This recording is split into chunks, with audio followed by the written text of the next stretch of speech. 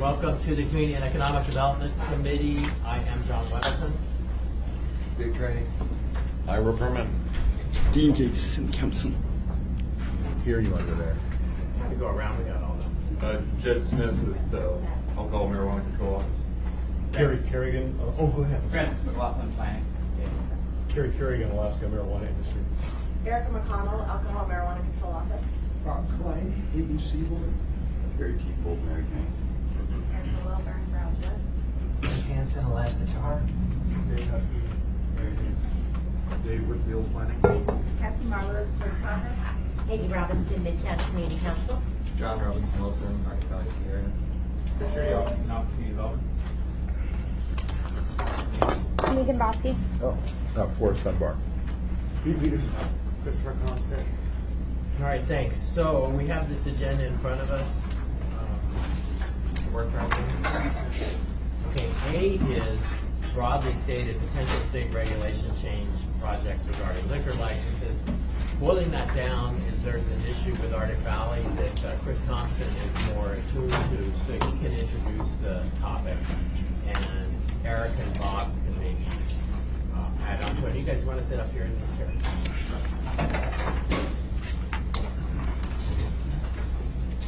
Okay, so Chris, what are the issues?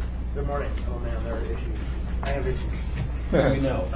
Actually, just so you're with Arctic Valley? Yes. Would it be beneficial to stand up here? It's his call.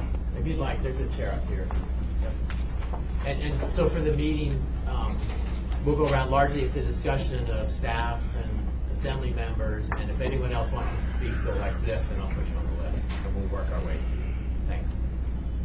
So, I was, I think, challenged to speak more generally on the issue, not too specifically, because it's pending procedures, and we don't want to get in line and cause any problems for anybody. But I have heard from a really broad array of constituents, and the question of what's to happen with a change to recreational site licensees who may not fit in any other category under the state's opportunities to make offerings. It seems that there are some questions about what does the word recreational event mean? What is allowable? What is the difference between includes and defined as? The Assembly spoke unanimously in support of a particular licensee's efforts to maintain their license. I've come to see that also the Commissioner of Commerce, Community, and Economic Development has weighed in, as have several legislators, on behalf of that licensee. And the question boils down to, they've been in operation for a number of years without any violations or any kind of problems. And the rules seem to be changing administratively, right? A license appears to be disappearing, or at least has been recommended to disappear by administrative change rather than by change of regulations or change of law. And it seems to be that harm will be done to an operation that's broadly supported if this change is allowed to pass. Now I understand, Mr. Klein, you are just one of all the voices on the body, but you are an important one, been around for a while. And so that's the predicate, that there is a potential change coming that will close Arctic Valley's ability to provide a beer before and after skiing, a skiing event, if you will. And so that's the introduction. I'll come back and talk after we've heard from you guys. Thank you. The history of rec site licenses is convoluted, to say, to put it mildly. First of all, I've been on the board for about 20 years now, off and on, depending on who the governor is, but certainly about 20 years.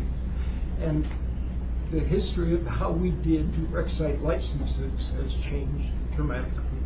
There was a time when rec site licenses were given to folks who were running zip lines because it was recreation. Several years ago, the state auditors, we get audited about every 3-4 years, the state auditors pointed out that the Title IV does not permit that. Title IV language is pretty specific in that it's events around which you can issue a license, like a baseball, the baseball stadiums, which around baseball games can serve before and after and during the games. They felt we had stretched the law far too far to be justifiable.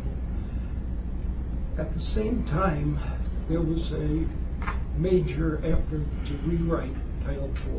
Title IV was written in the 80s, and beginning in about, I believe it was March of 2012, it was May 2012, we put together a stakeholders group, dozens and dozens of folks from every aspect, from education to license holders to enforcement, just everybody who had any kind of concern, municipalities.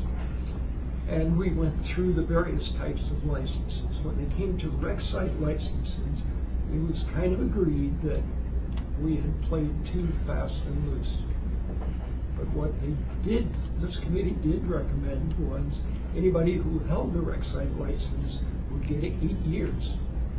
And during those 8 years, presumably either change their business model so that they came under the umbrella, or work with the assembly to adjust Title IV if that was needed.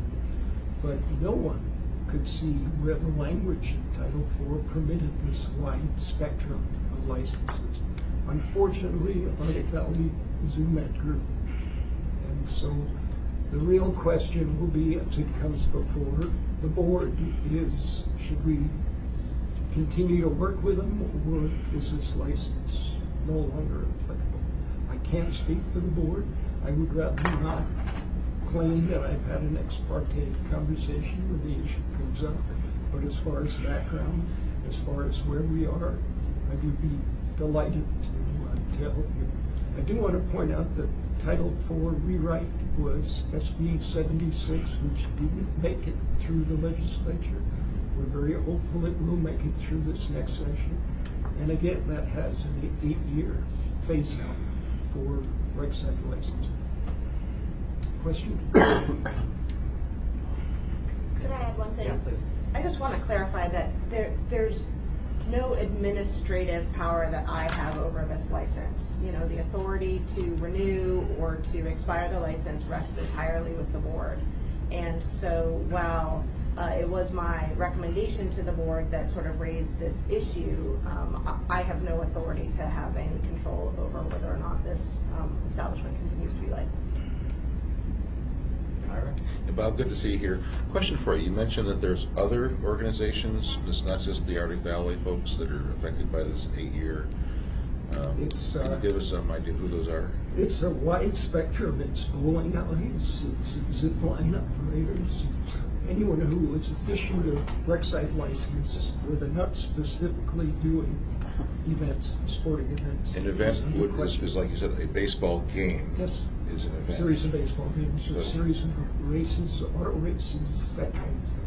How would this affect Alyeska also, another ski place? Alyeska's got a different kind of license. It's not a rec site license. What do they have? Beverage dispensary. They run bars. Okay. Okay. Well, just a quick question. You said Title IV rewrite, you reached out to different groups. Was the assembly brought into this rewrite? Not the assembly, there were people from the municipality. But not from the assembly, which sets policy for the city of Anchorage, not the mayor. The clerk's office participated.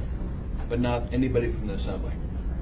No, I believe the assembly was aware of what was going on, but no, remember this was a 6-year project. I've been on at least that long. Thank you, Bob. Sorry. Yeah, so, Mr. Klein, thanks. You spoke to the idea that recreational events are defined as competitions. Is that what I just heard you say? Temporary. It's recreational events that are at a beginning and ending. It's a specific event. And so, like, baseball games fit, auto races fit. But Okay, so- just having a bunch of folks on a mountain, it's recreational, but it doesn't fit. doesn't fit the specific language that's currently in the I would challenge that the definition of competitive events would be different than recreational events, and I think recreational events aren't in fact defined under the state law. There's a list that was provided. Interestingly, the list uses the words includes, not is defined as, which is a fairly broad opening of the definition of the term, right? Includes can be defined as this and other things. Now, Mr. Klein, I have to disclose that his son is a very good friend of mine, and we've spent 10 years working on community revitalization. And I know that you know what skiing is like, right? Skiing at a ski resort or a ski facility is, in my opinion, clearly a recreational event. And the event is defined by when the gate opens and the chairlift begins. And I tell you, people are racing to get to that chair because everyone on a good snow day knows that that's where the action's at. And when the sun sets at Arctic Valley, they don't have lights, that event clearly is ended. And so there is, civil twilight is the defining beginning and ending of that event. And in fact, it is a race to get to the top and keep going. And so I would offer there is, within the term that you have here, recreational events, clearly the flexibility to have a definition that includes this entity. What's more interesting is that of all of the entities listed in the audit that was provided in both cases, Arctic Valley was never identified as one of the specific outliers that should be excluded. Right? They were not included in the first list or the second list because they're unique. They don't operate like a bowling alley, which runs 7 days a week, 365 days a year. They are a seasonal event. A seasonal operator, and they are bounded by a ticketing system that allows you access to the system, unlike those other opportunities. So obviously, we don't want to create an ex parte contact, but I think that it's wise for the board to be reasonable, not arbitrary, in looking at this one license, because they don't really fit in any other category you have, and you have a license to operate. Chris, I'm trying very hard not to listen to you, so that I can't claim ex parte. I'll be quiet now. Well, beyond that, if you can call it, we're having a meeting. I can't. Yeah, at Denali, I wish we could get a share those views. I mean, that's the kind of thing the board wants to hear and make a decision. Thanks, Amy. Thank you. Talking specifically about the time frame interpretation of Title IV with events, could Title IV in any capacity be, could that time frame be considered seasonal? Because it seems to me the operation at Arctic Valley is skiing specifically, and so it clearly has a beginning and an end. I mean, though we don't know when the snowfall happens, but it clearly has a beginning and an end. It's not year-round, is it? It might be helpful if I read you the exact words that are in the title. Sure. It says, in this section, recreational site includes a location where baseball games, car races, hockey games, dog sled racing events, or curling matches are regularly held during these matches. It's very specific. Yes, but that was the issue, and that's why we got to give it to the auditor. Mr. Chair, could I clarify that the ABC board has the authority to interpret the statute, so it really isn't appropriate for individual members to be arguing what the statute means or doesn't mean. I mean, the board's happy to take comment. The resolution from the Anchorage Assembly, as well as letters from legislators, the commissioner, et cetera, are included in the packet for the board. But I respectfully would state that it's not right for us to be arguing about what the statute means, because the authority to interpret the statute lies with the full board. And I appreciate, I think I came in, and most of us, we didn't quite understand what the issue was, and Chris has outlined it some, and I think the background you provided is valuable for me. Now I kind of see where we have this conflict. So hopefully that doesn't get you in trouble. So I've got a couple people, I think Dean. Yes, thank you, Mr. Chair. I was going to read the definition as well, but you beat me to the punch, and that's exactly what it says. Thank you. I would note, though, that the definition says recreational site includes, and then the list, so it's not an exclusive list. I think that, and I don't see a study regulation specific to that particular license, but it seems to me that regulations could supplement the meaning and so forth and clarify and add ski areas if that's appropriate. But that would be a regulation for the board to decide. And again, that's sort of a legislative approach. And like Mr. McConnell said, we're not here debating, I guess, a specific license issuance, whether it's applicable, but perhaps whether regulations should be changed to clarify ski areas could be included in the recreational site license.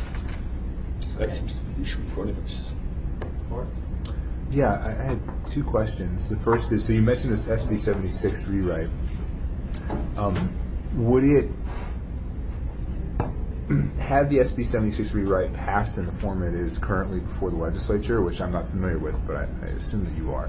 Would it have allowed places like bowling alleys and ski resorts to operate using rec site licenses?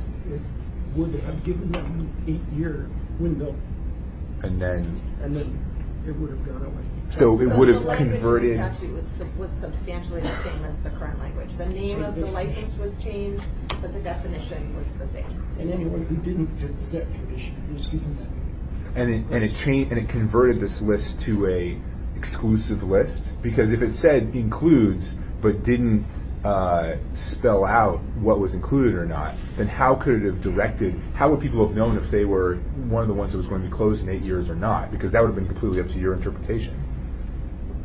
Yes, the board would have told them. So the legislature wasn't actually telling certain businesses that they had 8 years. They were just restating this was a non-exclusive list, and then you guys were going to choose who got to live for 8 years and who didn't. That's correct. Okay. And then a follow-up on that. So this is interesting, that deciding which goes in and which doesn't. And curling apparently is clearly in because it's stated. And this idea of things being framed in time. And so I'm curious, like, for example, a horse track that's open all summer and there are races all day, is that a recreational license? Because each race is a event, but you're there all day and you're not, it's not sort of an event the way the one-off football game is, for example. So would a racetrack, for example, Well, a horse race? the language specifically refers to car races, so substituting horses for cars. It's not a functional stretch. And it says curling matches. It doesn't say curling, it says curling matches. So in your interpretation, it's the act of observing something that makes it more like an event, more than because you're not a participant, but you're watching. Again, it's the board, the full board makes the interpretation of what the language says. So, okay. Well, what about like a Twitch screen? Like there are these esports events where you watch people play video games all day. Would that count as a rec site? The board evaluates applications when they come to the board. So the board doesn't say, here's how we interpret this section of statute. The board evaluates an application when it comes and says, does this application meet the license type that they're applying for? So I think speculating is very difficult, especially when you don't have the full board. So there's a non-exclusive list that's from the state, and the board doesn't issue like categorical decisions on what is and is not a rec site. They just do it by every specific license. The board evaluates each application. And we're not picking on you, later on the agenda, we have to define athletic fields. Right. Okay. Yeah. Very similar issues here. If I may. Well, I got Ira. Ira? SB 76, which didn't pass, would have extended the license for 8 years. How long has it been extended without that having been passed? How long would All it that been? has happened in the interim is licenses that come up for renewal. Okay, so this one is up for renewal, just on a regular schedule. That's what's bringing this up. When the board takes a look at it, decides whether or not they would like to continue this license, knowing that SB 76. Okay. Someday it will pass. Erica, to your point that the board has the discretion to interpret the regulations as they want, I would say that the power to interpret the statutes and the regulations lies with the board, and the board uses their best judgment of what the statute says to decide whether any particular application meets the statute or not. Okay, so where do we as an assembly and a city fit into that? What can we do that we haven't already done by your unanimous support of this application to encourage, either by regulation or by persuasion, to the Alcohol Beverage Control Board to grant this renewal? Well, you've already sent a resolution saying that you support this particular license. Depending on what happens, it may be that the Assembly wants to request a legislative change of the statute or not. I think Mr. Gates' concept of a regulation isn't a bad one, although the board has frankly opened and not completed a regulations project on this issue because, well, I wasn't here, so I won't speculate on why, but I certainly think the Assembly could communicate its desire to the ABC board that more clarity might be needed, more of an expectation of who might fit under this license or not. We are anticipating that the Title IV rewrite will be back before the legislature at this next session. Of course, nothing's been filed yet, so we don't know for sure, but the Assembly could certainly weigh in on the rewrite with the legislature. But that would only extend for 8 years, and after 8 years, we'd be in trouble here. If I may, one of the things the Assembly can do is voice their desire to the legislature to broaden the definition. That's most fitting and would be much more applicable here. To broaden the definition of reckless, which right now is so narrow. And I think that if it came from the Assembly to the legislature, it would carry a lot of weight. Okay. And finally, if Arctic Valley were to, every day of their season to schedule a Mighty Mites event, would we then have ourselves a legitimate... Again, we can't speculate. The board will make the decision. Okay. All right, thanks. Dean and then John. Thanks, Mr. Chair. I guess I thought it would be interesting to get SB 76 and what's happening there, so I pulled it up. And they were changing the name from recreational site license to sporting event license. And it's they were considering adding a few different sports to the list that was read out earlier. So it would read sporting event site includes a location where baseball, hockey, rugby, soccer, or football games, car races, dog sled racing events, rodeos, or holy matches are regularly held. So I think it's, I guess, worthwhile to consider that the state legislature was considering adding a number of types of sports to this type of license. That would be something I think for the legislative program, perhaps. Thanks. Can I get John? Yeah. Yeah, I mean, first, it's to say that we've heard from several legislatures that they believe the legislature's intent is to include recreational sites such as Arctic Valley in the language as it's currently written and under the proposed SB 76 language. So, that we see, AMCO taking a very strict reading, which we believe that the use of the word includes does not warrant such a strict reading of the statute, and we think we have some pretty broad support from a wide variety of philosophies within the legislature for that position. And there's lots more that I can comment on. I mean, as we said, there was a potential regulatory change a number of years ago. I think it was 2013 that would have clarified this. That was post the board approving our license for the first time. The board dropped that proposed regulation, which would seem to indicate that they intended to continue what they were doing. As we noted before, as I think Chris noted, that neither of the legislative audits called out Arctic Valley.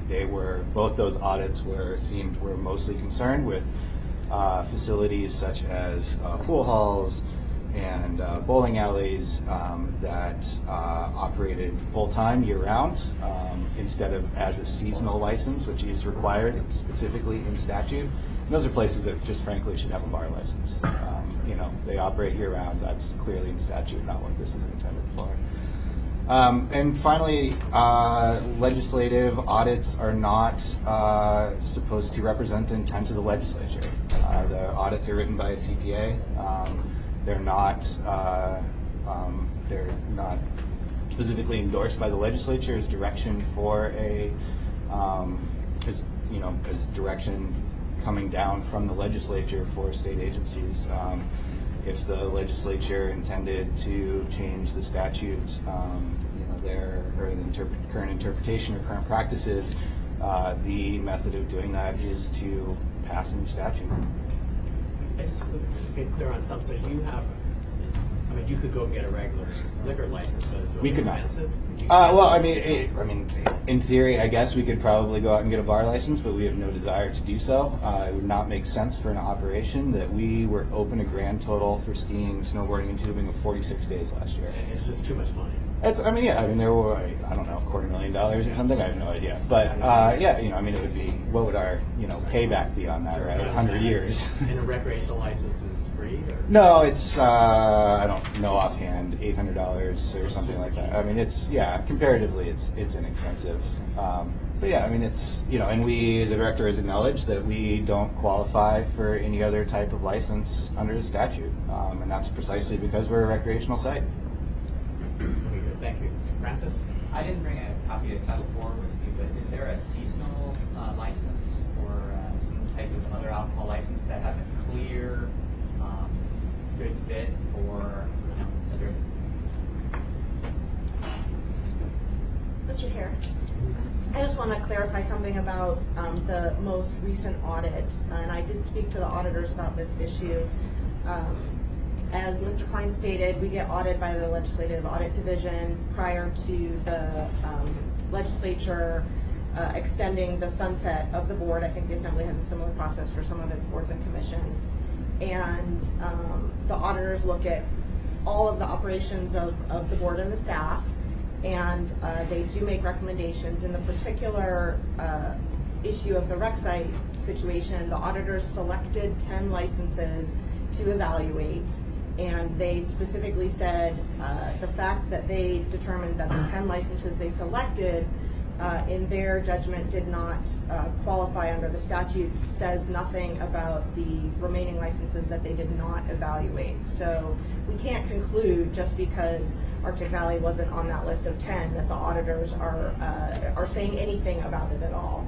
I also want to let you know a little bit about the process. The audit does go to the legislature. The legislature reads the audit as they review the bill that would extend the sunset of the ABC board. So the legislature certainly has the opportunity to say, oh, we don't agree, we agree or we disagree with the auditor's conclusions. So it's just process. Okay, good, thank you. Dean, were you in the queue? No. I was. So as I'm listening to this, and this is why I asked specifically about timeframes, and Dean went exactly where I was thinking. The fact of the matter is the statute is written very specifically, but I think the key here is that it's not exclusive, as Dean said. It just simply says this is what's included, but it doesn't say what's not included. So I think if the ABC board is going to take a hard line, I think, frankly, their legal interpretation of the statute is wrong. I mean, when I look at that, look, the legislature in SB 76, what Dean just read, I didn't hear skiing facility anywhere in there. It's clearly seasonal. It's clearly a short time frame. It clearly is recreational. And the fact that the statute isn't written in an exclusive fashion versus an I think is a big thing. So I frankly think the auditors just got it wrong.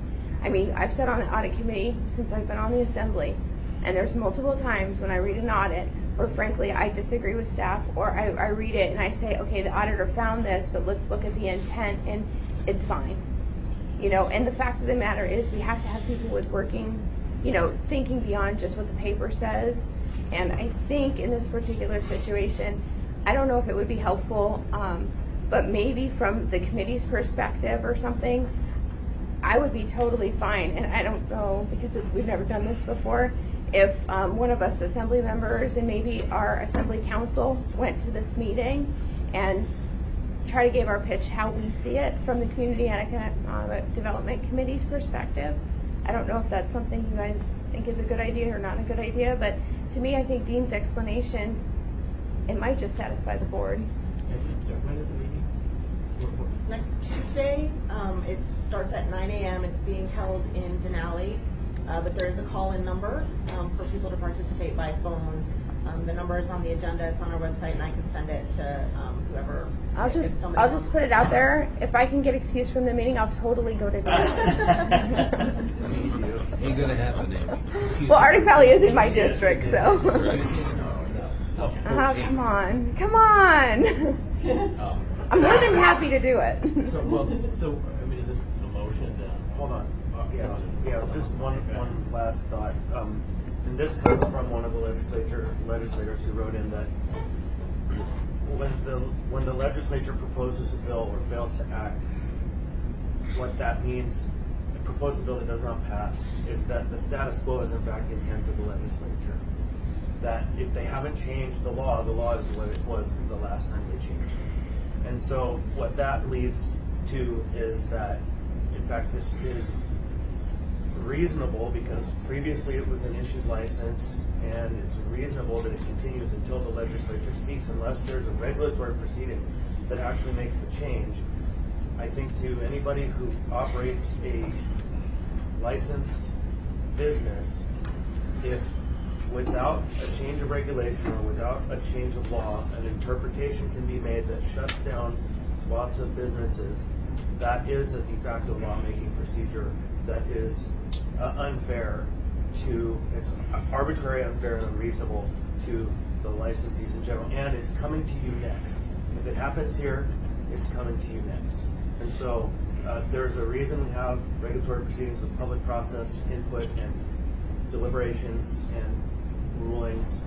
And I think that it's wise to approach these things generally, not specifically if we're going to try to change the way things are underway. And I do think that it would be wise to empower somebody to speak on behalf of at least the committee or the resolution that the Assembly passed unanimously at that hearing.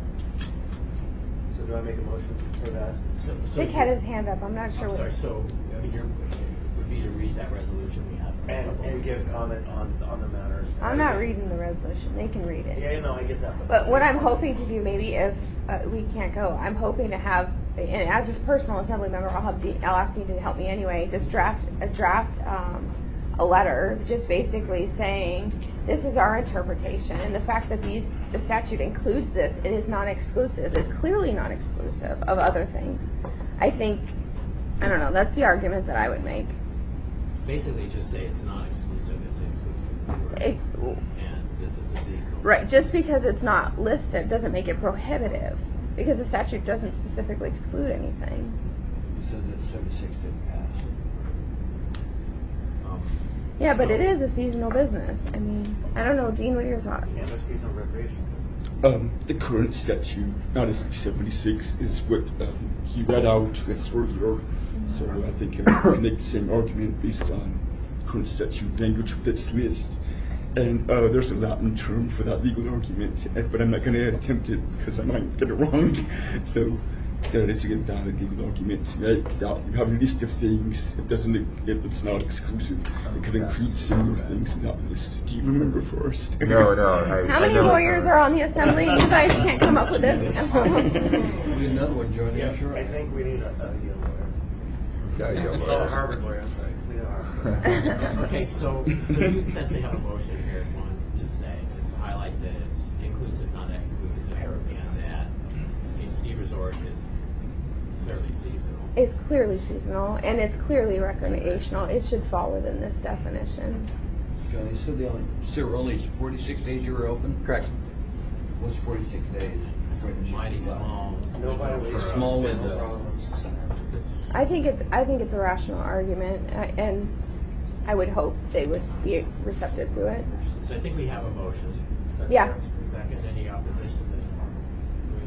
So you'll work with Dean to kind of fine tune it. You want to send that around? And I'd like to see a copy of the Title IV too. Absolutely. Just have it emailed to us. I would like to have either Amy, you, or me on the phone to testify at that window. Happy to. You're better, it's your district. It is my district. So, Got you back. thank you. Does Mhm. it not exclude you from the assembly meeting? No, on the phone. It's 9 in the morning. They'll be done by 5 p.m. Oh, I'm up by 5 every day now. So I'll just get with Erica maybe and find out all the information of where I need to call and what time. Okay, thanks. All right, one last caveat. I recognize the hard work of the staff, and reasonable people can read things clearly and differently. Oh, sure. And I honor all your hard work, and you know we're on the phone a lot or on the emails a lot for other matters. So I honor and respect your hard work. Thank you. All right, thanks. I was just gonna say on that point, I think it's important to note that Erica has her job, and based on what she sees in the audits or whatever comes up, she has to report her best evaluation of this is the situation, and she's right. The board has to make the decision, and I think that's what I was trying to communicate with the assembly. Often we get audits and stuff that sometimes they're a big deal, and other times as we read it, it's really a non-issue. So, I don't think this is a dig on Erica at all. Nope. All right, thanks. So while we have them here for a short time longer, we have the next agenda item.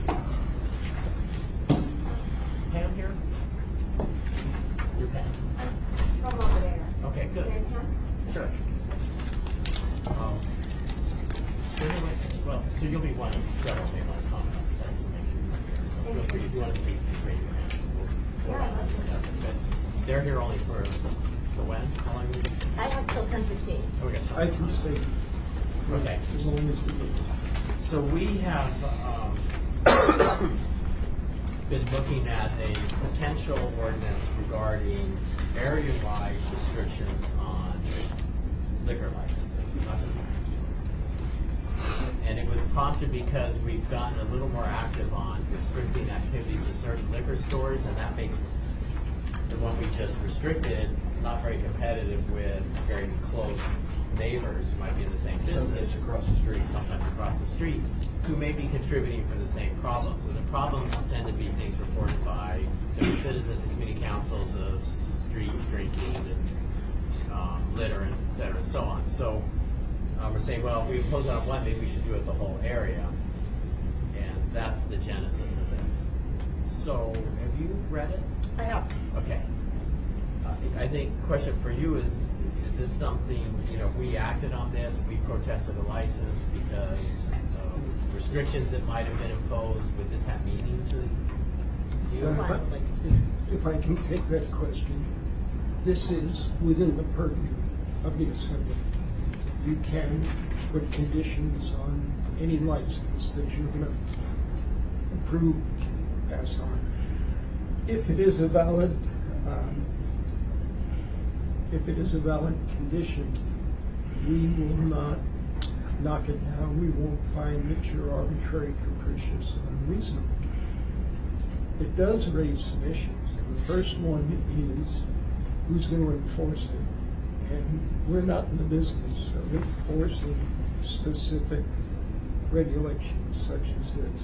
Having said that, if one of our inspectors is in site and happens to notice that they're not complying with something they know of, they'll take some action. But we're not going to go around and enforce. If you put this on every license in the city, we're not about to enforce it. So you have to recognize that's your responsibility. The second is, if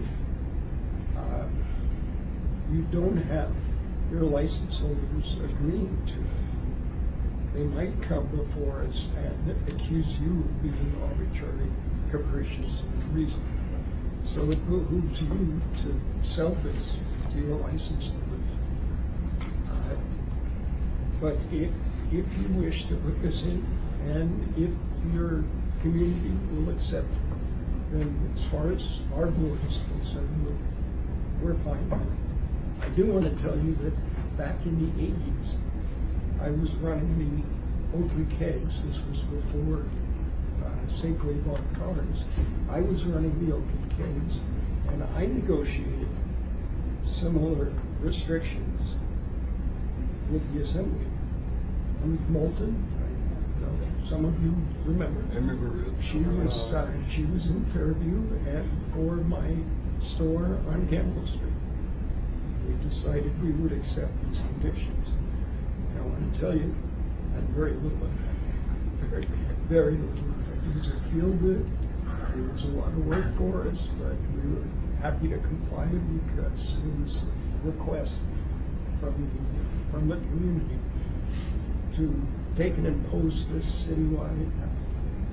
I don't know, but if you do, it's fine. We'll recognize it. Okay, thanks, Eric. If I could just supplement what Mr. Klein has said. So under Alaska Statutes 411, 480, the local government has two options.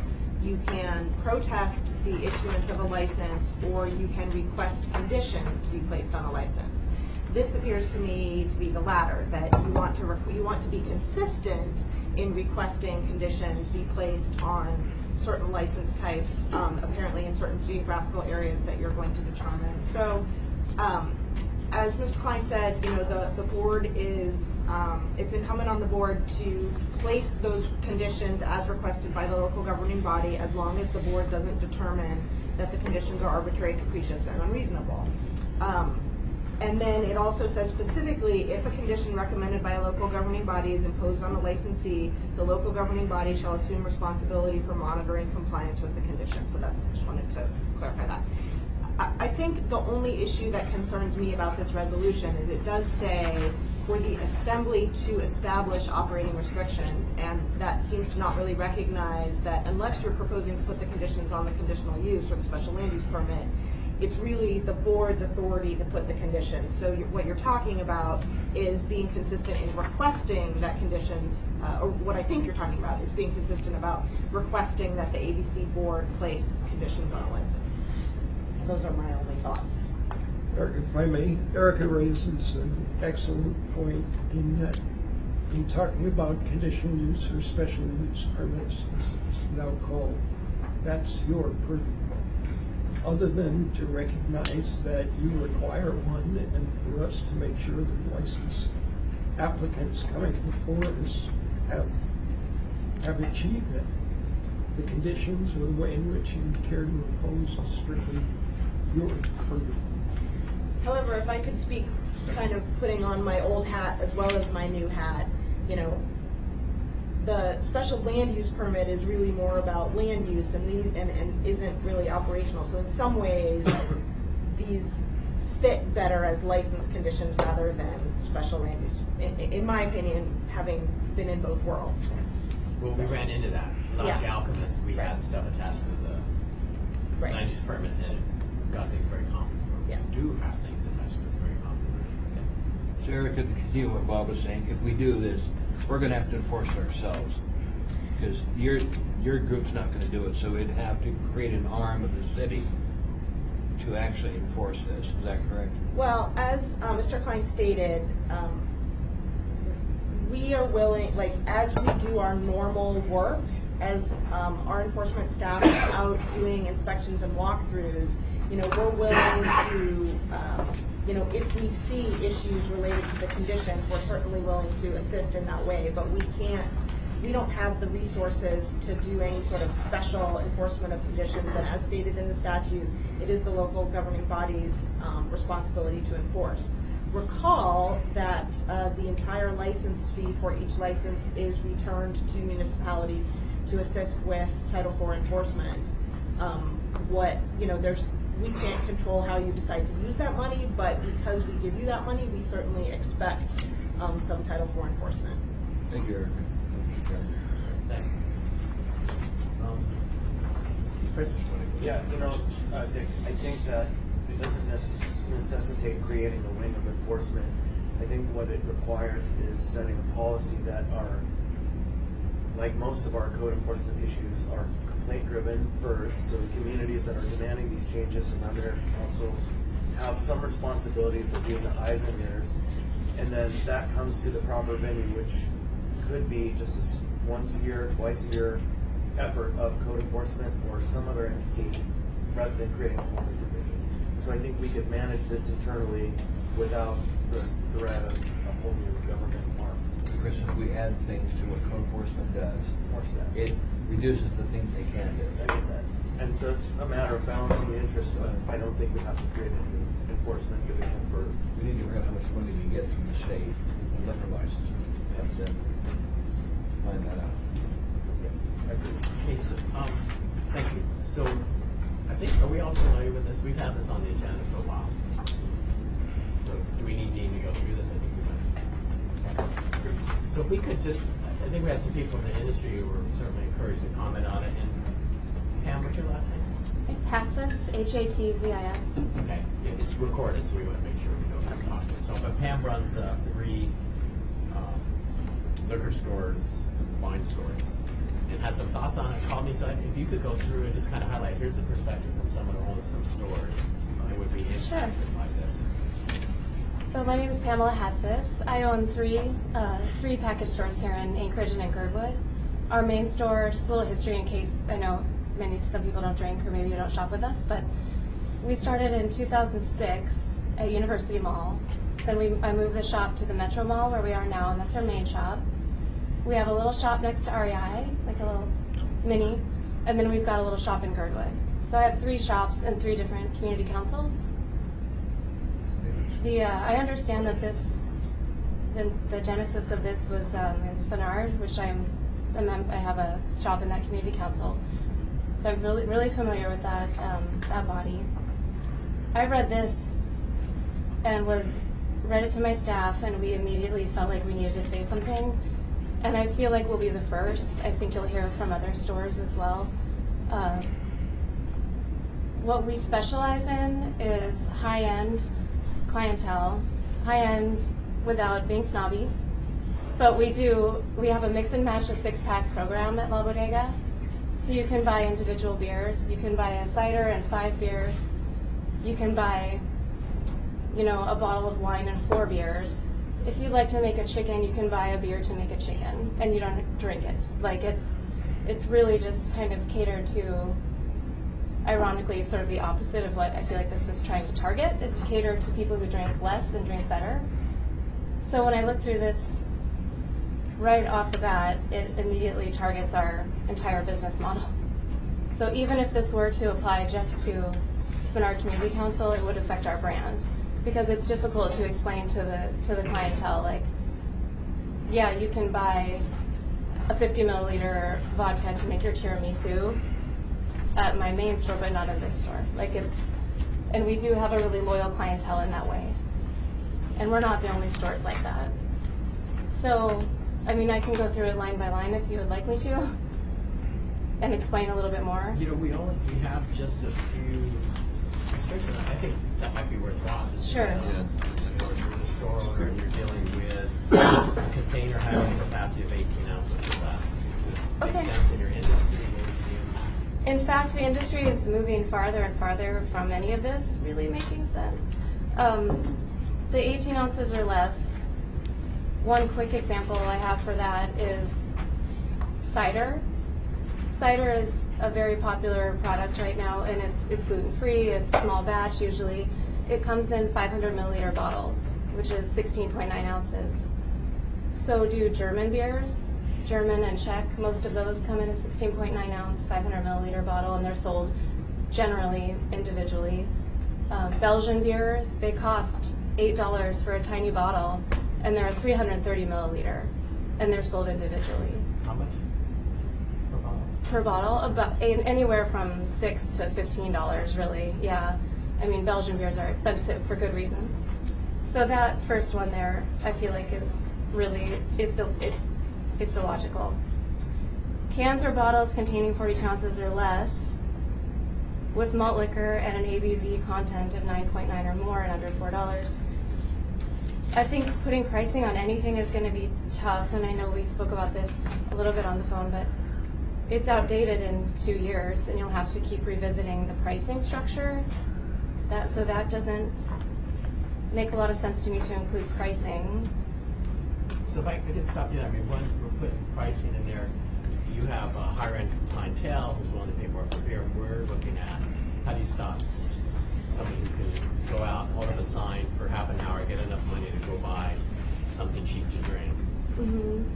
So we're kind of looking at that. So how would you meet that goal without putting a price? Or how would we? Or something? Well, for instance, I mean, I'm just thinking more examples, but we sell a barley wine that is a gold medal winner. It's a small bottle, and it's about $3. That isn't something that those people that are collecting the change are going to purchase.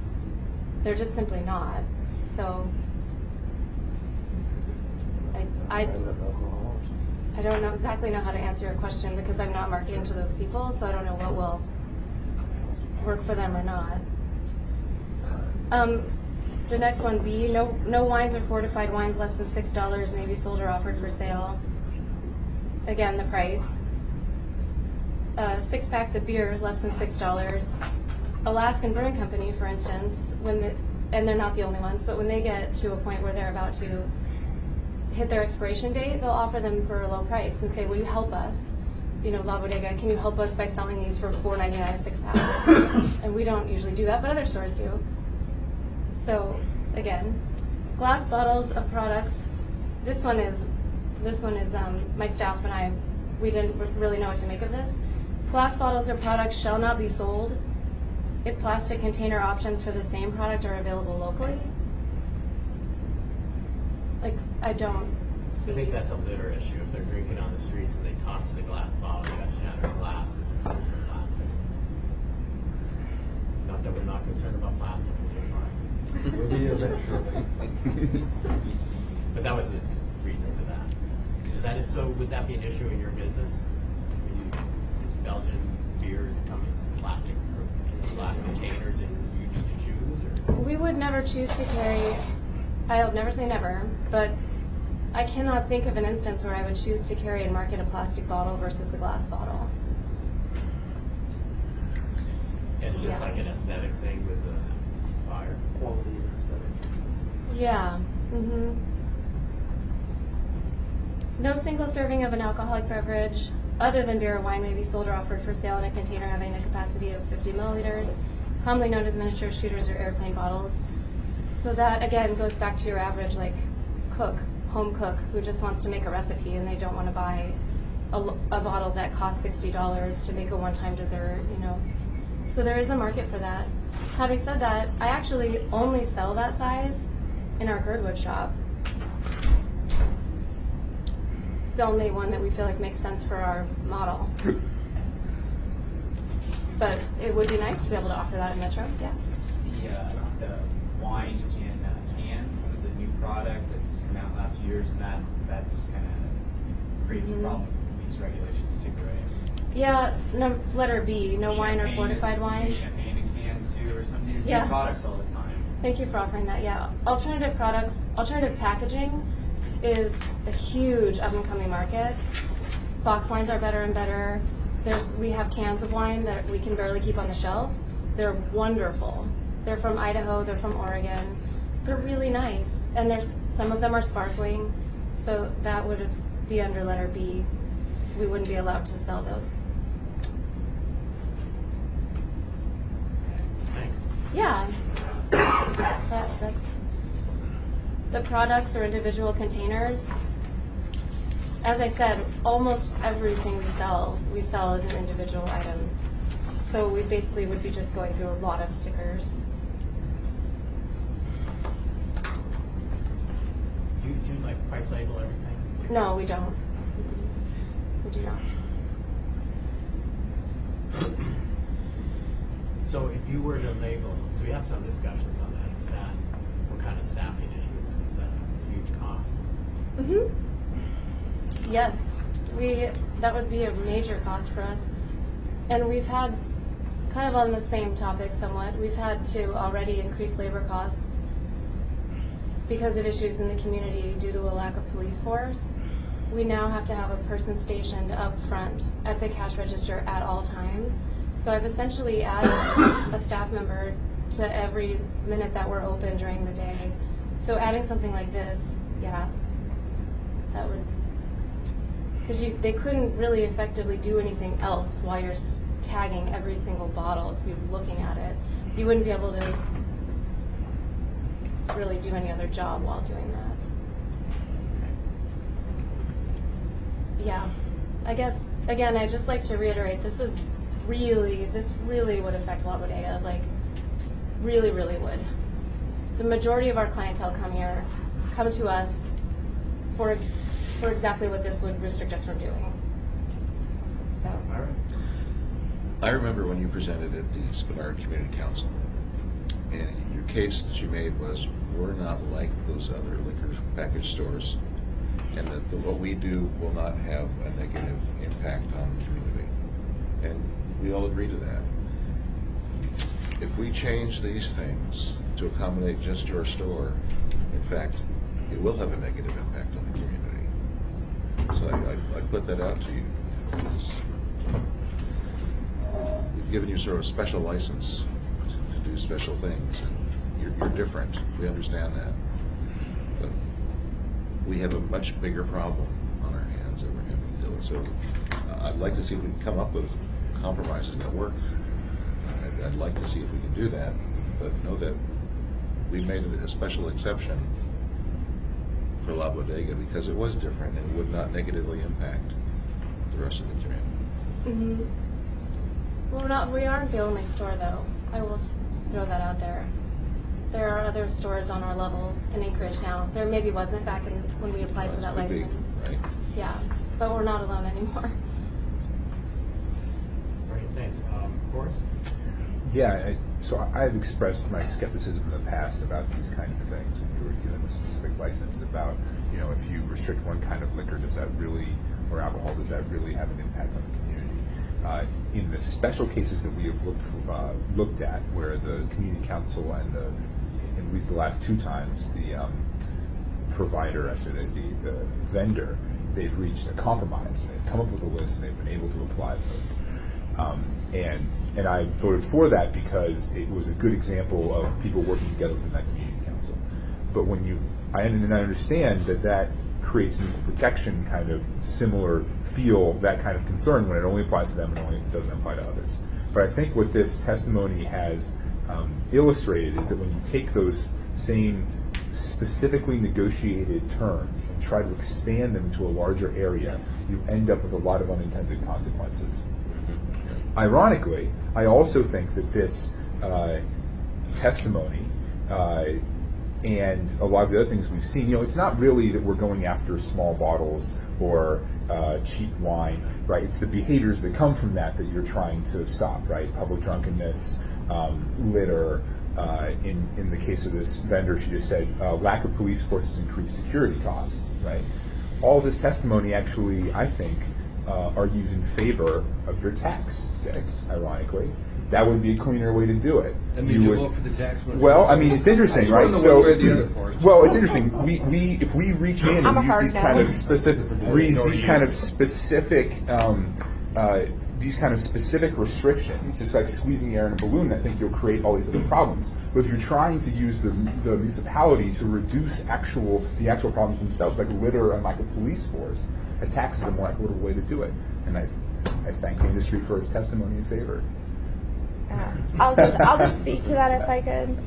I'm still First of skeptical all- of the tax, but I just think this whole kind of process has illustrated that the tax makes more sense. Are you going to address the tax? I am, and I'm a hard no on that, because what we've seen here is, what I've seen over my course of 6 years on the assembly, is you give them money, they're going to expand a service, and we're not going to get a better result. I mean, frankly, that's what we've seen over and over. And again, this is the government body trying to control behaviors and personal choices of individuals. There are rational, reasonable things we can do to curb some of the litter. I think sometimes by labeling bottles, you really do get to trace it back to who they're coming from. I think that's helpful. But this is consistently pushed me to my level of acceptance, frankly, and I've gone along with it. It's very similar to the same reasons that Forrest articulated so well. When you have two bodies, whether it's a community council and an operator that come together, this is why I like those collaborative plans. What do we call those again, Chris? Memorandum of understanding. Yes, that. So whenever we have those, I think what it does is it's non-binding necessarily. It doesn't give the community council leverage, but it gives them that open door to have that communication, and then we can evaluate it and say, okay, everybody acted fair and they tried to come to it. But the problem I see here is, I mean, listen, we are the economy's in the crapper, let's be honest. We have businesses are struggling. I've known a number of friends that have had to close their businesses, and all we're doing now is talking about increasing regulations, which is going to put more burden on the community. If you really have a problem, we need to focus on what the problem is. I totally agree. Maybe we need to redeploy our police in a different fashion than we are, because we have plenty of them. But over in this area, I had somebody call me 2 days ago and tell me, as they were sitting there in traffic right next to REI, somebody was taking a poo on the side of the road, and there was a police car sitting right next to him. Didn't do anything. That's a problem. You didn't phrase it that. That's a problem. No, I was going to say, this was a guy who told me. It was one of my constituents who was going to REI. And so my point is, we have a lot of resources. Sometimes it's how we deploy it and what we choose to focus on. So again, I'm glad, frankly, when we're talking about this regional thing, I've pushed that you leave Eagle River Chuyak alone in this model. But I still have some of the same concerns about cost, simply from the perspective, you know, you put any number in there and you're going to have to constantly readdress it. And is it really going to get to our end goal? I don't know that it is. So again, I don't know. I'm not sure this is going to be effective. Okay, thanks. And I think Peggy, did you want to? Yeah. From some on the ground kind of things, what we've seen the last 3 months or so with mom and pops operating under the MOU is, one, their labeling that they do at the point of sale, you know, with a marker, a permanent marker, and so they aren't pre-labeling everything ahead of time and just writing their initials on the bottom. They can't. When I'm walking down the street and I'm seeing cans that are thrown out, I'm picking them up. It probably looks a little weird, and looking at the bottoms of them, and you know what? None of them have M&P on the bottom of it, so they're coming from one of the other stores. And so that helps keep down, you know, their labor costs from that standpoint. Our whole, you know, and I understand the intent and heard from both the owners of mom and pops, as well as especially In and Out, about why they still wanted to continue to sell shooters. Increasing the price of those has helped control some of that issue as far as the litter and the abuse of it. And I understand the issue with putting an absolute price on it, but by using the MOUs that are much easier to be renegotiated between a community council and a business, instead of having it in legislation with this, that helps us to be able to adjust the price point if necessary. I think that, you know, by having kind of a standard MOU format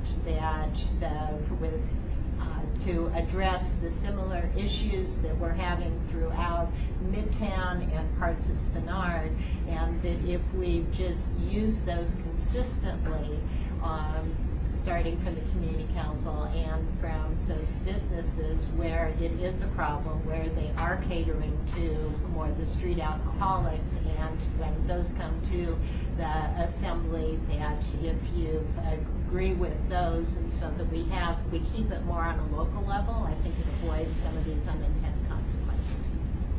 Thank you. Chris? Yeah, you know what comes to mind, I'm a patron, and I believe in your business, and I love it. And I don't spend a lot of time in those operations in the Spenard area that feel uncomfortable and feel like their target market is people who are kind of devastating our streets and who are having their kind of traumas and their addictions play out in the public in a way that is really mind-boggling. And so what I have to challenge the industry to do then is, if not this, then what? That's the question. And I need some leadership from the people who are out there, and not just in some, you know, patronizing way that's a surface fake message that it helps to protect your industry, but it doesn't do any good for the community. And I'm not saying you do that, because again, I'm a patron of your organization.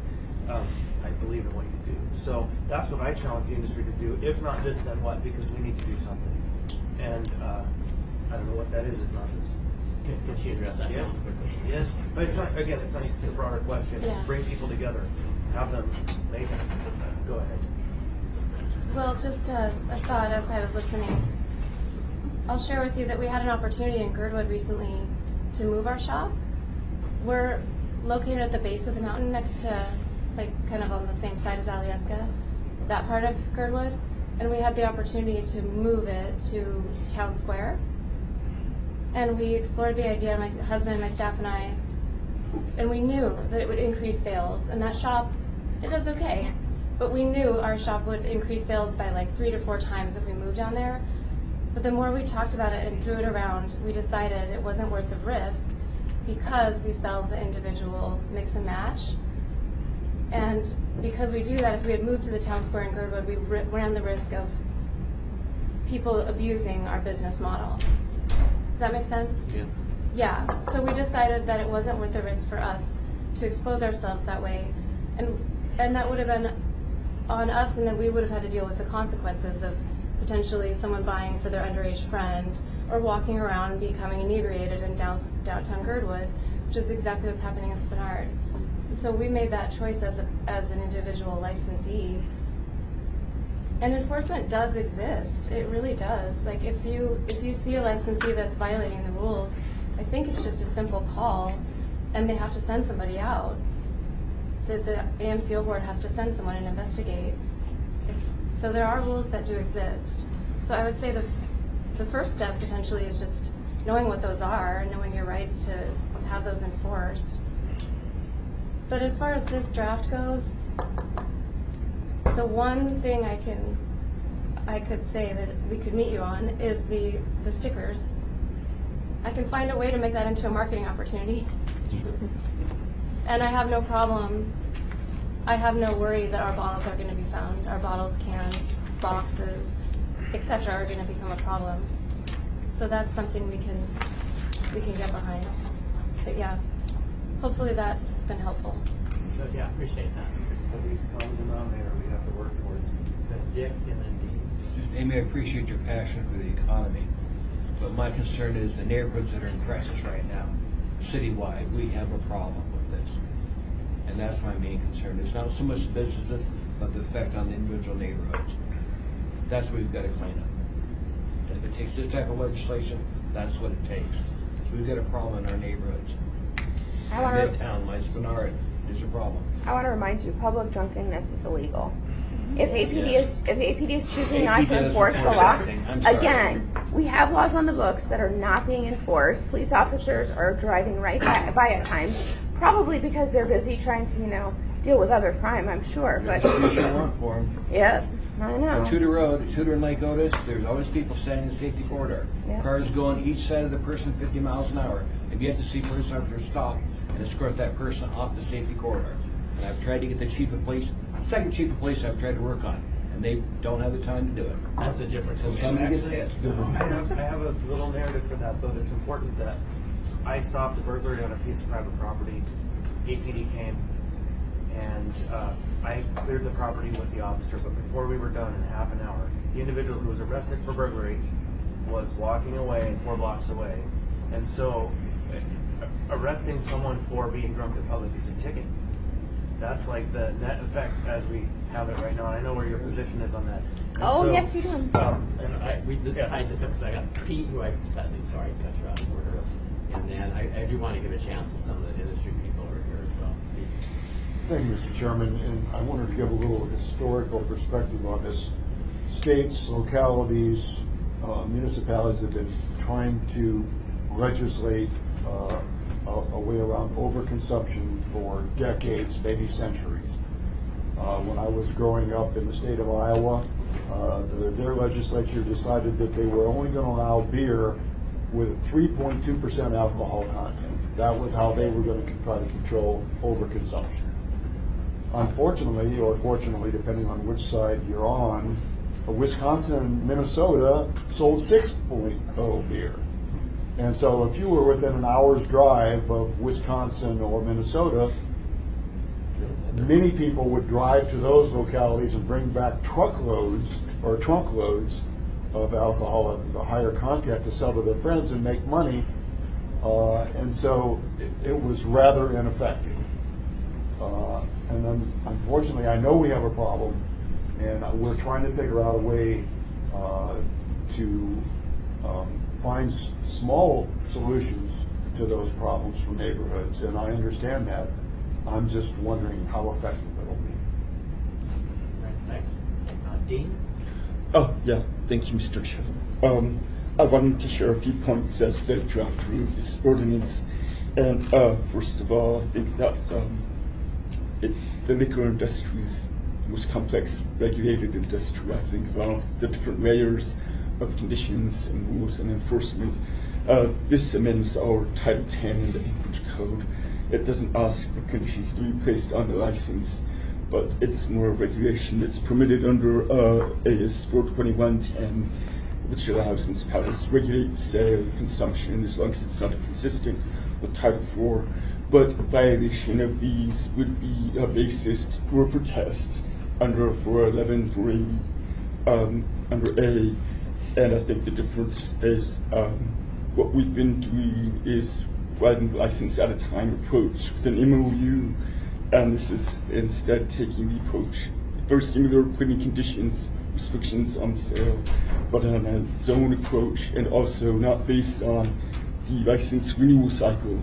So if the assembly passes an area zone restrictions, it would be affected at that time going forward for all types of licenses that were involved in that restriction.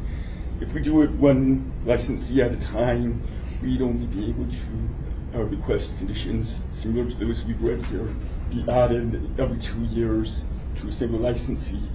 And I think if we remember the mom and pop store scenario, I think also Branchek brought up this argument.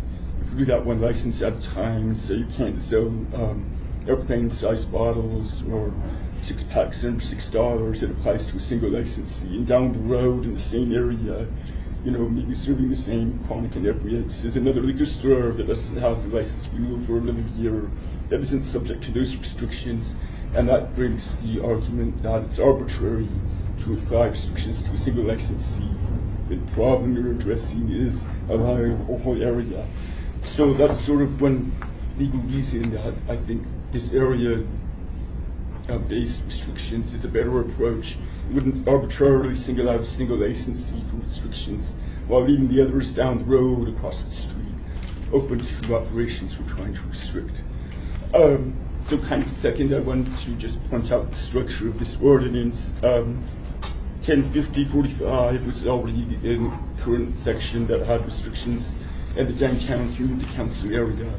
So I took that and changed it. So the way this is structured, subsection A lays out the process. We determine what the problem is that we're trying to address, an area where all the licensees were subject to restrictions.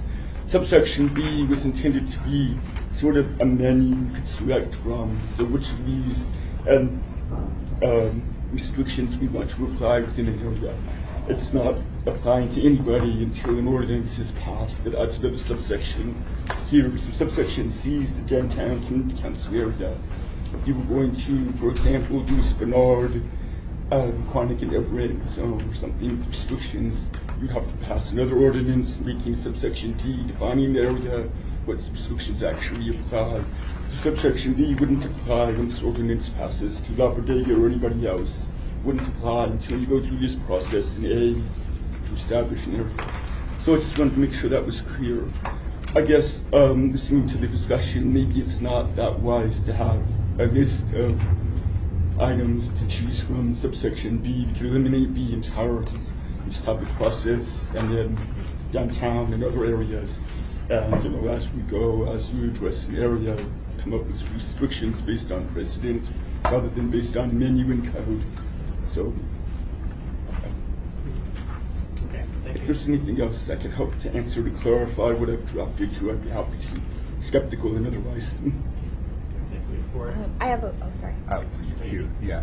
I have a question for Dean, though. So, with regard to the accusation that we're acting arbitrarily, I believe that at least the last two cases we've seen, it was brought to us by the community council. You know, it wasn't us that was singling out the licensee; it was the community council. And I guess this is, well, I guess Eric has to know. Bob might want to answer this question too, because ultimately you're the arbiters of what's arbitrary, right? And, well, I guess it could go to the Superior Court, but I'm assuming it'll go to you guys first. So, does that shield us from accusations of acting arbitrarily if it's really a process driven by the community councils and they have said this is the license we want you to focus on? I think what really shields us is there was an MOU where those restrictions were agreed on by the licensee. It kind of takes out any argument they have that, you know, we're opposing these requested conditions because they would have agreed to them. So I think if you might recall, the first conditions we requested to be added to mom and pops was prohibiting all single shooter size containers. But the MOU, after some negotiation, where it ended up is prohibiting the sale of shooters for less than $1.50, I think. So it didn't prohibit them; it just had a floor on the price. So I think that because it was an agreement that arbitrary and capricious is completely an argument that wouldn't hold any water then. But if mom and pop had disagreed and the assembly voted to add a request to conditioned to the ABC board, then they would have made the argument there at the ABC board was arbitrary and capricious to request these conditions, didn't agree to them, and without applying to anybody else in the area. So I think that, I mean, I can't predict what would have happened, but it seems like a good argument, a legitimate one. Thank you. Bob, did you? No, he's absolutely right. If there was no agreement, then it would be up to the ABC board to look at it and decide whether indeed the assembly was being arbitrary and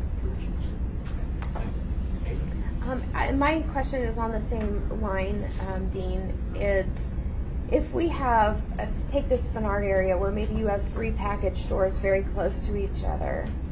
If we apply the conditions to 1 or 2 of them and not the third, could the argument be made then, if there was no MOU, could the argument be made that we are being arbitrary?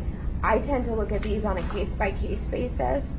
So I feel when I make my decisions, I'm doing it based on the best information I have coming forward and testimony of the public to mitigate public concerns or issues maybe for a specific but I'm trying to figure out do we actually have to apply these conditions to each one of them? Or can we, in our judgment, say this person's clearly not part of the problem? Where does that arbitrary line fall? That's not really a well-defined line. That's difficult to figure out. The process we have, you address them one at a time and make a decision on what to recommend based on what you've heard and what problems are associated with the store, problems here from the community councils and the public. So what you said is correct.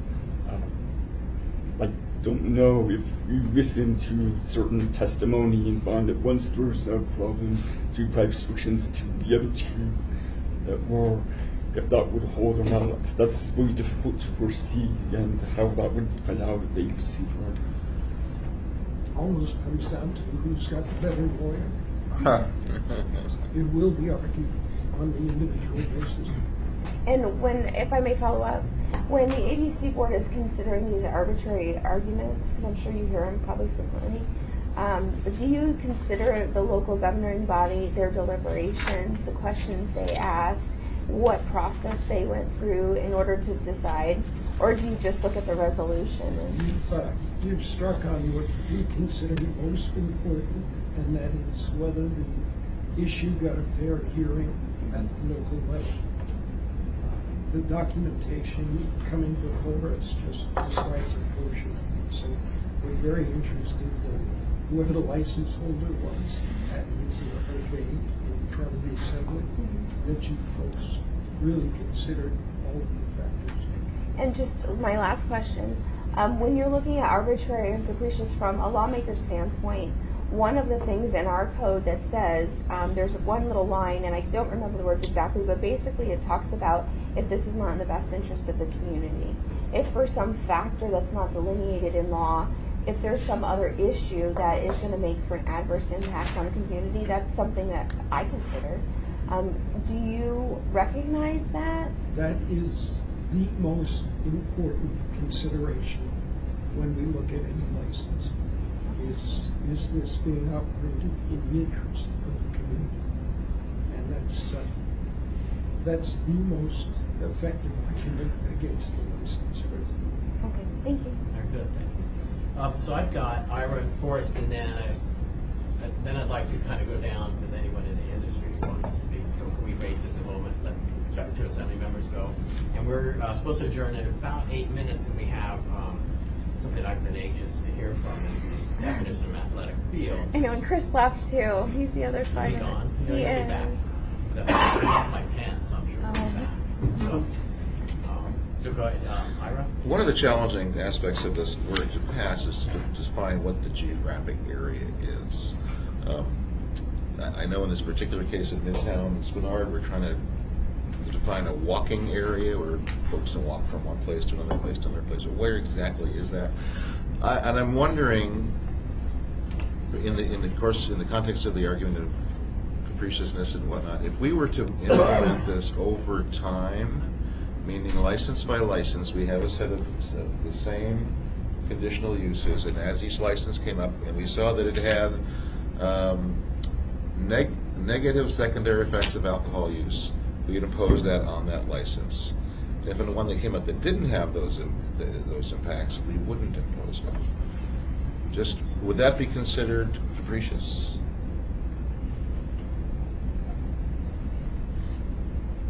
I couldn't answer that. Depends on all of the information that's going to be brought before. If we made it known that that's where we're trying to head to, we're trying to define a geographic region because we can't tell because we may be squeezing the balloon and it might extend out further. It's a cogent argument, but I can't speak for how the board. Okay, stop. Thank you. Okay, Forrest. Thank you. You know, I think I'm good. I'll talk about it next. If this comes back to it before us, I have more to say. Let's go ahead, so we can just work our way around, I guess. Did you state your name again? My name's Kerry Teakle. Say Kerry Teakle. Kerry, thank you. We have been running Trophy, which is the bar in next to Joe Lake Bowl, for 40 years. We've been working closely for 40 years with the Alcohol Beverage Control Board, right? And I think that there are laws that exist today, right, that if enforced correctly, it already will take care of the problem that we're talking about here today. We have training all the time, and how we work in conjunction with the Alcohol Beverage Control Board is over the years. Gentlemen from Alcohol Beverage Control Board, or whether it's Mr. Billy Yu or Tom Hamilton, they all come in and they do, whether we could call them stings, or they come in and look to see if we're actually following the law. Are we serving inebriated people? Are we serving minors? Are we doing these things? So now we have security. We also train our bartenders and stuff. Over the years, we've become very good at what we do to enforce. You know, to put it this way, I know other bars that has who's of everybody we've 86, right? So there's good operators and bad operators in this business all over the place. And to punish a good operator because of a bad operator, I think is crazy. What I mean is that I think we can all recognize after a certain point who the bad operators might be and go over there and not force them, but literally coerce them into doing the right thing. Because when they serve an inebriated person like a street drinker, I would say 99% of them are coming in, they're already inebriated. We would never serve those people. I have a great operator called the Wine House in one of our buildings. Our tenant is a liquor store. He runs a very reputable liquor store, and I have never seen a situation, we have 60 or 70 cameras all over the building, I've never seen a situation where he has served an inebriated person. He's very staunch about that, and that's why it's one of the reasons we have him as a tenant. So I would say that if you know, the people who work in conjunction, once you sit there and these people are serving errand life bottles to people who can barely stand, I mean, it's pretty obvious.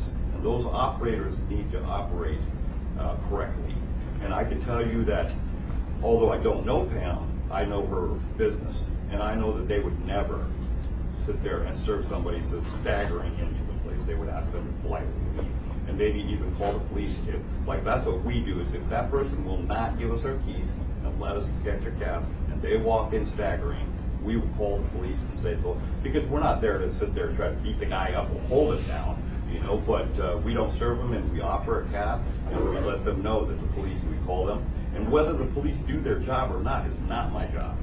But we do our job by calling the police, telling that there's a super inebriated person, and he just rode in a car, and I take a picture, we take a picture of the license plate, and tell the police that this car, this kind of a car with this license plate, is leaving our parking lot right now. And beyond that, I don't know if you can ask somebody like Pam or me to do any more than that, and punish us good operators so that we can solve a problem that can be solved by getting rid of the bad operators or enforcing the existing laws with these bad operators so that they no longer exist. You know, I mean, it's pretty obvious if you have a liquor store next to Bartlett Francis Shelter and they're selling to those people, then it would be pretty obvious, I think, that it could be enforced really easily. So basically, we're probably talking about literally a handful of liquor operators that's making it bad for the whole industry. Let's get those guys. Or ladies, I'm sorry. I'm an old guy. Thanks. So you had either you or both? Okay, thank you. Pete Hansen from Alaska Char. I guess what we'd like to ask from the industry's perspective is that we not take a set list of restrictions and put them on any business that there seems to be an issue with. Instead, deal with each one individually, use the memorandum of understanding process, and if all that's needed is some labels on the bottle, well, there. If all that's needed is, you know, maybe the restriction mom and pops has for 2 minis instead of banning all the minis. Let's keep the regulation as local, as specific as possible, and not stamp it on whole parts of the city, because you can't really draw those borders on those areas without being arbitrary in some way. One of the lines that were mentioned in outlining Midtown a couple of meetings ago included Minnesota. Well, Minnesota, within a block or two on either side of it, there's package stores on either side. People just walk from one side of the street to the other, and some businesses have restrictions, like prices that are set, and they have to, you know, hit a certain price on a product, and right across the street they don't. And it's really going to be hard to draw those boundaries. So we'd like to see it kept as local as possible, and just if a restriction is needed, talk about it on a case-by-case basis, and not necessarily stamp a whole list of restrictions on each and every one. All right, good, thank you. Did you want to respond to that? But it's your members that are the ones coming to us and saying, it's not fair that I have to have these restrictions, the one across the street doesn't. How do you reconcile that with what you just said? Doesn't make sense. Well, keeping it as local as possible and specific to the businesses where you're finding or seeing an issue. I'm just going to echo what Carrie said a moment ago, that the vast majority of operators of bars and package stores are trying to follow the law. They're cooperating with enforcement. They don't want to have any trouble with the AMCO enforcement officers, and they're doing what they can do. If there are operators who aren't, then let's focus on them. All right, thank you. My name's Kevin Tubbs. I'm Executive Director of Cook Inlet Char. My licensees are primarily in the Anchorage area. And ironically, I own the liquor license that Pamela operates. When I started Yukon Spirits in Midtown, and with the exact same format that Pamela operates today, a mix and match, so people can try the craft beers from around the world. Really, you know, my only comment is that if anybody in this room thinks that the industry doesn't want a solution for this, you'd be wrong. In fact, we watched $500 million from our cash registers go into the general fund on the promise that those funds would be spent to affect this issue, and they haven't been. Not a single time since 2002 when the tax was allocated. And so your question, Assemblyman Constant, was a particularly good one. If not this, then what? And so I think we're obligated to come up with a solution that works. And you know, respectfully, I don't think there's anyone in this room, I've been in this industry my whole life, I was born into it, but Mr. Klein, you know, I defer to him. He's had more experience probably than anyone else in this room, and, you know, his summation made a lot of sense to me. There are often conditional use permits or conditional use restrictions, but in the end game, they really don't make much difference. And the truth is, the reason that they don't make much difference is because Pamela's not breaking the law. Jim Johnson is breaking the law with Pamela's liquor. And so we're beating Pamela for the mistakes of someone else, often days after the legal purchase is made. These licensees aren't in violation of Title IV. These restrictions are being laid on top of licensees who have heart, their interest is in the community, they're getting additional regulations laid on top of them that eventually really make not a lot of difference and impact. Let's take a look at, for example, the entire conditional use and layers of the restrictions that have gone on since '72 when I first came to Alaska. If you go historically, I'll make it quick. I've watched our industry shrink. The age of drinking, the number of hours, the price of a product, everything seems to be restrictive of the industry. But if we look at what we're trying to accomplish with all these restrictions, then it would stand to reason that we would look outside to other markets and say, what's the success or failure rate been there? And I would propose to you that based on this whack-a-mole approach to licensees, to try to restrict individual licensees, we would look at other markets that, let's take a look at Nevada, for example. If this model was accurate, Nevada would have the highest alcohol rate, chronic alcohol rate in the country, and they don't. Their bars are open 24 hours. There's no limited entry. You know, their facilities are not restricted, and they don't have the highest rate. Now let's look at North Dakota, the highest rate in the country, highest rate of alcoholism, highest rate of chronic alcoholism, highest rate of DWI. This is a highly regulated market. So what I'm here to tell you is these restrictions do not work. You cannot restrict the licensee for the problems made by a previous customer. They're not the ones causing the problem.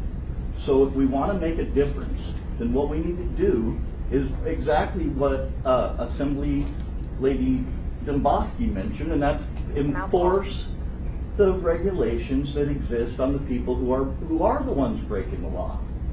So as a representative of CHAR, I like the idea of, if not that, then what? And so we have a proposal, and I spoke briefly with Assemblyman Trainee at the previous meeting about trying to do something where the industry participates and the community council participates and the assembly participates and the mayor's office participates in something that does make a difference. Something where we can tangibly track the success or failure of the project rather than saying, geez, in this general demographic area, we're going to restrict X. I think what we need is a rifle shot approach that takes into consideration what the community really needs. And I have put together just that. So I would say, consider where the law is being broken. It's not in the licensee who's not even in violation. So is this something you could email to us? Yes, absolutely. Yeah, please do. You can do all assembly. Great. I think you've done that before. Brief response to that. Certainly. I would offer that there is some recent precedent that some operators are in fact willing and do break the law, or at least bend it as far as they can to have a target market of these individuals. And in fact, there are some areas that are high density of those operators. And one that is specific in mind is the Spirits of Alaska, that we ended up working hard and shutting down because they literally, through all of evidence, were targeting that population. And since they have closed, that area, although there's still one operation, has seen a tremendous decrease in trouble, tremendous decrease. And so the one operator that's there still has struggles and still has the same problem people, but they don't facilitate the negative externalities. And so in some ways, I agree with you, and in some ways I challenge you to recognize that there are operators that don't do the right thing. And those are the ones that this approaches, but then we get to the problem of, well, if you do it for John on corner, southwest corner, what about Jane on northeast corner? So anyhow, that's what we're trying to sort, and I do look forward to seeing your proposal. We invite you to come to CHAR first in the event of an issue. We would like to be able to mediate and discuss with our licensees any issue that would affect our general licensing population. Thank you. Francis? When a problem with an operator has arisen, if one could have the view that the assembly has been effective at dealing with that problem operator. So, Spirits of Alaska with a problem operator, and the assembly chose not to renew their alcohol license, they're closed. That problem has gone away. Mom and Pop was identified by the community council as having issues, and the assembly chose to have a public hearing on it and protested it, attached conditions of approval to their license. There was, we'll find out if that has resolved the problems that the community council identified. So with all this negative talk, you could say that the tools that the assembly has of not renewing a license or protesting it and requiring them to work with the community council, compelling them through it, you can say that the assembly has done a good job in dealing with some of the problem operators, which aren't all the businesses and are a few. Good, thank you. Okay, well, we have one more item on the agenda if we're done with this. So I appreciate the conversation. I guess, what are we going to do with this? Maybe we should stick with this. Where are we going? Are we going to move something forward to the assembly?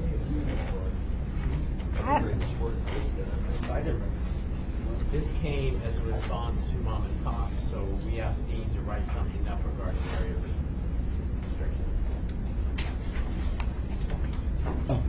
Is that right? What's the genesis? Yeah. Who asked for this? Where did it come from? Now it's like, Yeah, that came from, I guess, maybe 2-3 meetings ago, where we talked about Mom and Pop's. We talked about doing area restrictions instead, so it came from this county.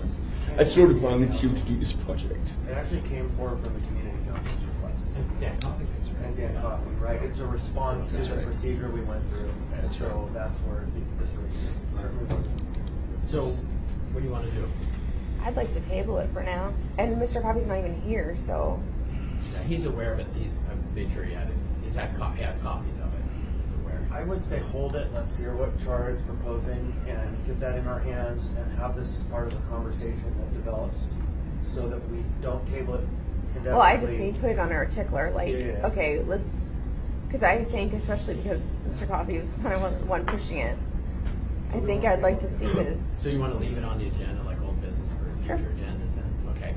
So that's what we'll do with this for now.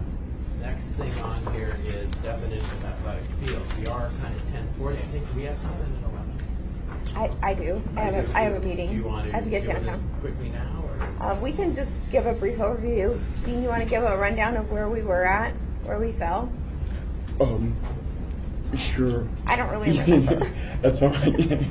Well, we don't have our documents in front of us, but basically this issue about the definition of athletic fields came up when we had a planned proposal for a retail, I think, marijuana license next to a bowling alley, Jewel Lake Bowl, and I was looking at, I guess, planning department had received legal guidance and said bowling alleys and athletic field under the definition of athletic fields.